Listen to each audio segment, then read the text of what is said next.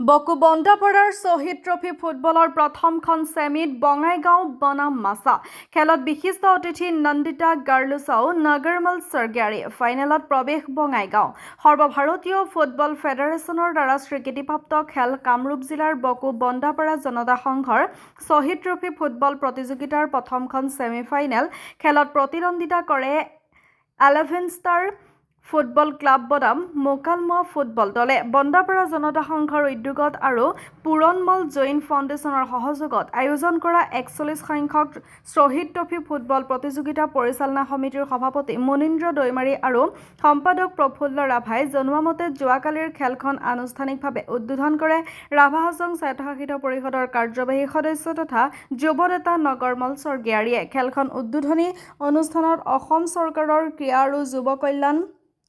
মন্ত্ৰী নন্দিতা গাৰ্লুছা সৰ্বভাৰতীয় Thai boxing এছ'চিয়েশ্যনৰ সভাপতি বিষম কুমাৰ সিংহা আৰু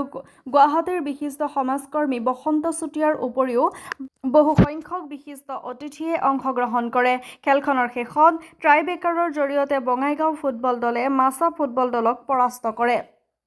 41 বছৰৰ পৰা আয়োজিত হৈ আছে শ্বহীদ ট্ৰফী ফুটবল প্ৰতিযোগিতা প্ৰথমখন ছেমিফাইনেলত আজি মুখ্য অতিথি হিচাপে আমাৰ মাজত আহি উপস্থিত হ'ব পৰা অসম চৰকাৰৰ মাননীয় ক্ৰীড়া আৰু যুৱ কল্যাণ বিভাগৰ মন্ত্ৰী শ্ৰীযুতা নন্দিতা গাৰ্লুছা বাইদেউ আমাৰ কাৰণে আটাইতকৈ গৌৰৱৰ বিষয় জন্ম লগ্নৰ পৰা এইখন খেল প্ৰতিযোগিতা অনুষ্ঠিত হোৱাৰ কাৰণে ইয়াত সহায়ক হাত আগবঢ়াইছিল আমাৰ পুৰণমল জৈন ফাউণ্ডেশ্যন